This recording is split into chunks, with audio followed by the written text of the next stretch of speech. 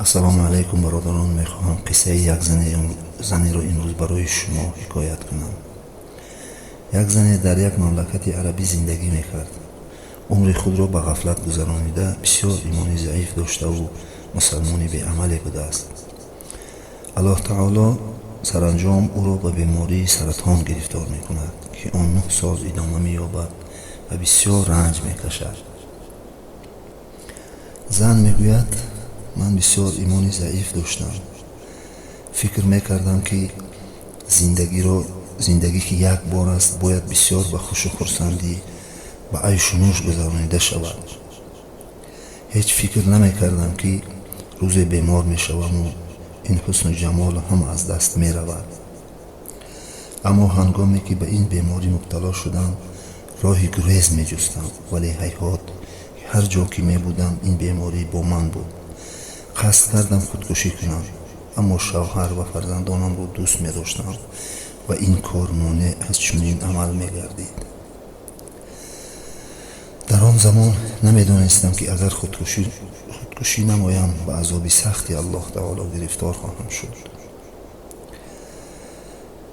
лекин иродаи аллоҳ субҳанаҳу ва таоло дар ин будааст, ки ин беморӣ сабаби ҳидоятам ва ҳидояти одамони бисёре аз дасти ман гардид.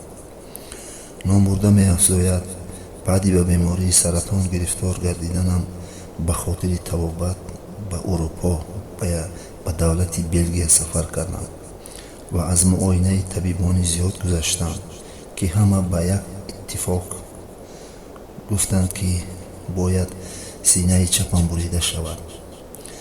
на танҳо ин, балки буридани он давоҳоеро истеъмол кунам, ки мӯйҳои сару абру, мижа, нохун ва дандонҳоямро мерезонданду дар рӯям сабаби баромадани риш мегардид. ман ин маслиҳати табибонро қабул накардам ва гуфтам, аз он чӣ гуфтед бароям беҳтар аст, ки бо он шаклу андоме ки аллоҳ таоло халқам кардааст бимирам. баъд ин хоҳиш кардам, ки давоҳои сабуке ва безараре бароям бинависанд, ки чунин ҳам кардам. вақте ба ватан баргаштам ва аз он давоҳо истифода мекардам, дарду аламамро эҳсос намекардам. гумон кардам, ки табибон хато кардаанд ва ман бемори саратон набудам. лекин баъди гузаштани 6 моҳ рӯз ба рӯз дарду алам зиёд гардид ва рангу рӯям тағйир меёфт.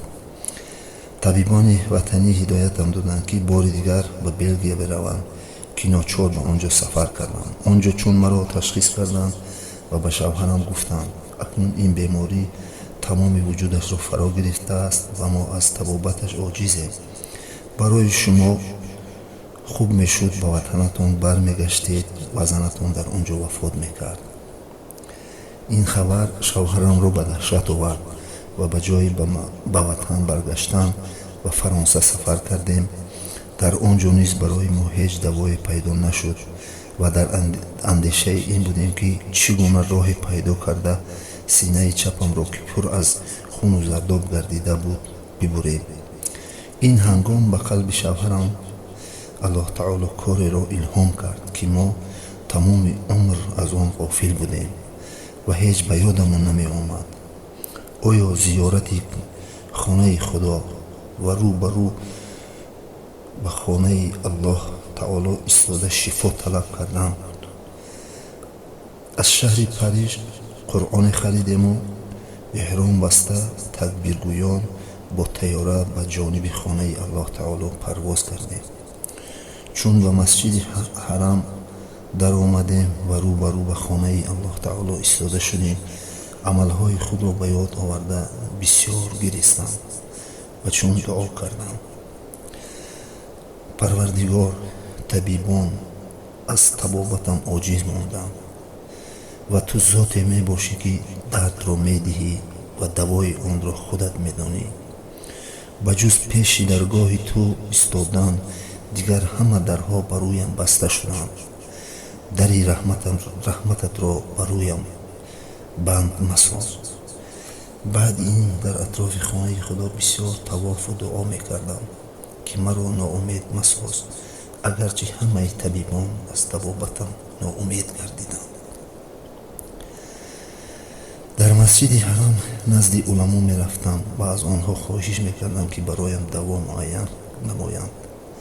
ҳамаи онҳо мегуфтанд, ки қуръони каримро бардавом бихон, оби замзамро бисёр бинӯш, ки ҳатто шикам аз он пур шавад, ва ба зикри худову дуруд ба расули аллоҳ машғул бош. баъди анҷом додани он чӣ фармудаанд, худамро сабук ва диламро хуш эҳсос кардам.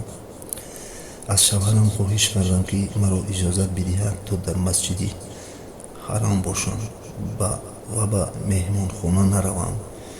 ӯ розӣ шуд. дар он ҷо бо занони мисрӣ ва туркӣ шинос шудам. онҳо ҳангоме диданд, ки ман бисёр гирья мекунам, наздам омада аз ҳолам пурсон шуданд. барояшон гуфтам, гирьяи бисёри ман аз ду чиз аст. аввал ин ки бори аввал ба хонаи худо омадам ва ҳаргиз гумон надоштам, ки онро чунин дӯст хоҳам дошт. сониян, ман ба бемории саратон гирифторам. баъди ин он занҳо низ аз шавҳарҳояшон иҷозат гирифтанд ҳамроҳи ман шабҳоро дар масҷиди ҳарам дар тавоф ва ибодат сипарӣ мекарданд ва хоб намекарданд. ба ғайр аз нӯшидани оби замзам бисёр таом кам мехӯрданд. баъди гузаштани 5 рӯз аз миён, болои баданамро, ки пур аз доғ ва синаам, ки пур аз хуну чирк буд, ба оби замзам хостам бишӯям. дугонаҳоям маро ба ин кор маҷбур карданд. бори аввал ман бисёр бо эҳтиёт дастамро болои синаам мебурдам. бори дуюм ҷасуртар шудам ва чун бори савум баданамро шустам, ҳеҷ нишони дардеро эҳсос накардам ва ҳеҷ доғеро дар баданам надидам. дугонаҳоямро гуфтам. онҳо баданамро маҳз кашиданд. ҳеҷ нишонаҳоеро, ки аз бемории саратон зоҳир шуда буд, наёфтанд. ман ақлу ҳушамро аз шодӣ ва сурур аз даст додам. баъдан ба меҳмонхона омада рӯбарӯи шавҳарам куртаи баданамро пора пора кардам ва ба ӯ гуфтам, ба ин раҳмати худо назар намо, ки ҳеҷ нишонае аз бемории саратон боқӣ намондааст. ӯ бисёр гирья кард. гуфт, табибон қасам хӯрда буданд, ки умри ту ҳамагӣ 3 ҳафта боқӣ мондааст. ман гуфтам, аҷалҳои мардум ба дасти қудрати худованд аст ва ҷуз ӯ дигар ҳеҷ касе ғайбро намедонад. баъди ин 1 ҳафтаи дигар дар масҷиди ҳарам боқӣ мондем. сипас ба Мадинаи Мунаввара сафар карда масҷиди Набавиро зиёрат намудем ва ба Фаронса пас гаштем. вақте табибон дар он ҷо маро диданд, ба даҳшат омаданд ва қариб буд ақлҳои худро аз даст диҳанд. онҳо гаштаву баргашта мепурсиданд, оё ту фалонӣ ҳастӣ?